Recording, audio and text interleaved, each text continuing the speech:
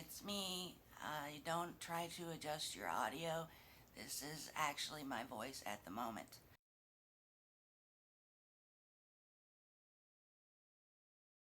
I think maybe like what, three people actually watch these videos, and you're all friends of mine, so that you know that on Thursday, December 3rd, I went unconscious.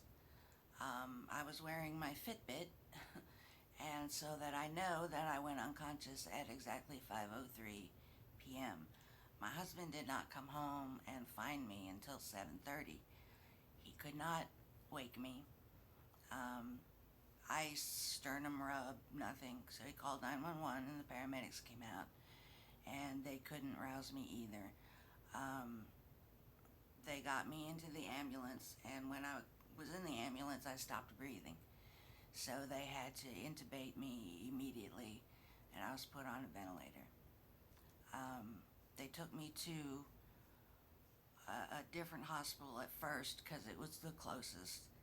And at that time, as they were trying to figure out what was going on, they put me into a medically induced coma, which, oh, by the way, my glasses look like this because I was wearing them when I passed out and they broke, and I can't afford to get new glasses right now. But anyway, um, they put me in a medically induced coma, which I was in for 7 days.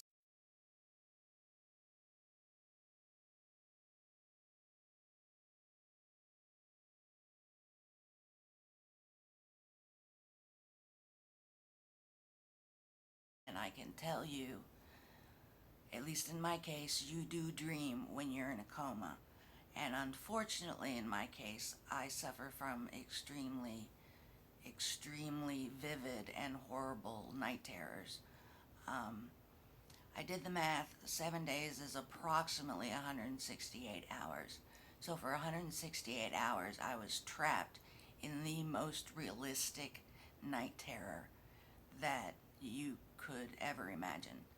And it, in fact, was so bad that I still can't talk about it. It's the last day of 2015, and I still, I can't articulate it. It was that bad. It was so bad, in fact, that for when they woke me up, for 2 days I could not discern what had really happened versus what I dreamt, to the point that when my husband finally saw me awake, and I still couldn't talk because I still had stuff down my throat and a feeding tube through my nose and like 5 different tubes all over the place.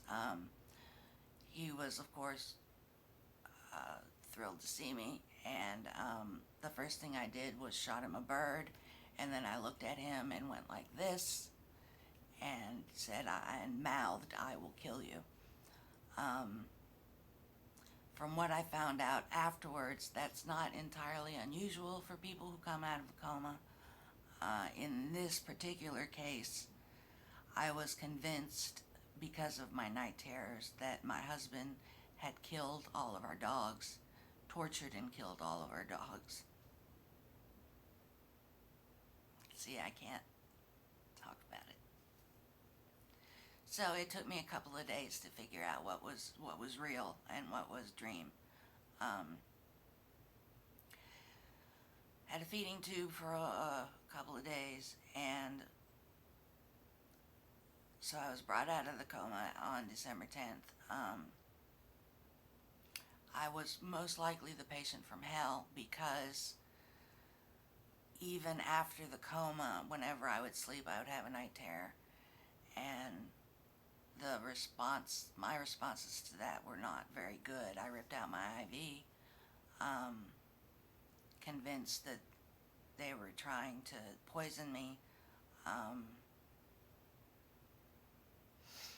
at one point, I was restrained, and with my history, you don't do that. So I got out of those restraints really quick and informed the nurse and the tech and the doctor that they will never do that again. And they didn't. But by December 13th, I was so determined to get out of there. I was supposed to be calling the nurses to go to the bathroom and all this other stuff, and I was getting in trouble for it because they alarmed the bed, so anytime I got up, it would go off, and I just told them flat out, if you don't want to come, if you don't want to come every time the alarm goes off, I suggest you de-alarm the bed, because I'm not being given enough notice to get a hold of you, wait for you to show up, and take me to the bathroom. I'm doing good to get myself to the bathroom in time, okay? And so they stopped arming the bed because I just kept setting it off.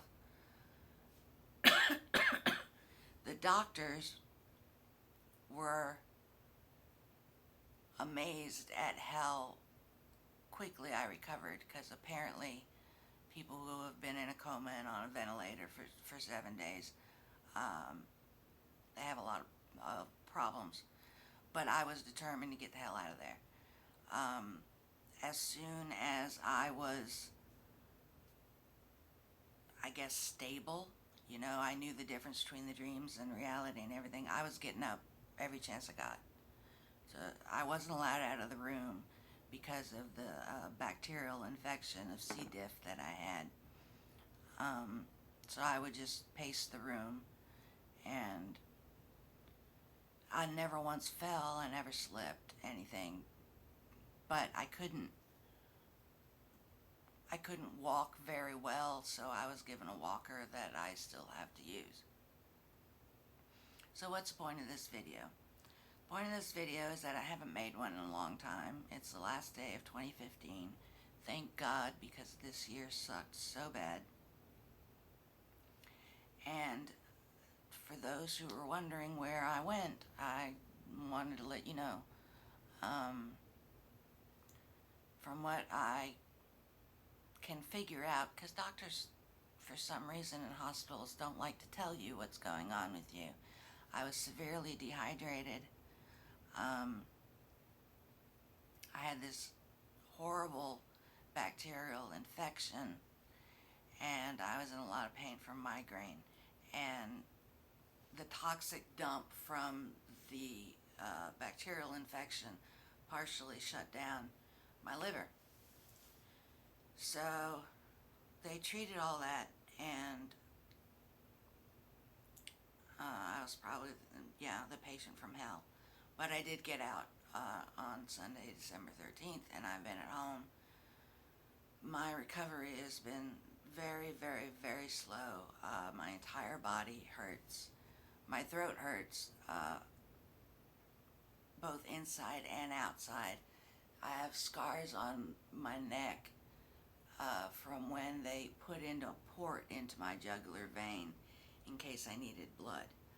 I had just, my arms were completely bruised. I have 7 scars on my wrist because every time they tried to run an IV, they couldn't get it going. And eventually they did, obviously, but yeah, it was hell. I hate hospitals anyway, and that experience was just, you know, you add in the week-long night terror, and it was hell on earth. There was a 50-50 chance that I'll get my voice back, and then they're telling me I probably won't be in full recovery until March, possibly April. So I won't be doing videos for a long time, unless something absolutely stupendous comes to mind, and I have serious doubts that that's going to happen. So here I am, praying that 2016 is just incredibly better than this year has been. And I have made a few pieces of art. I have not been able to write because I didn't suffer any brain damage, any neurological damage, but my concentration is completely messed up. And I can't talk for very long at all. In fact, sometimes I actually have to hold my larynx in order to keep talking. So, that's how I spent December. Yay. But I survived because that's what I do. So I just want to say to all my family of friends, thank you so much for all of your prayers and your good wishes and thinking of me. I really do believe that it made a difference. I came so close to death that my husband was trying to figure out how he would arrange a funeral around Christmas, and that's what hurts me the most, is what he had to go through, not knowing what was going on or if I was going to survive. Sorry.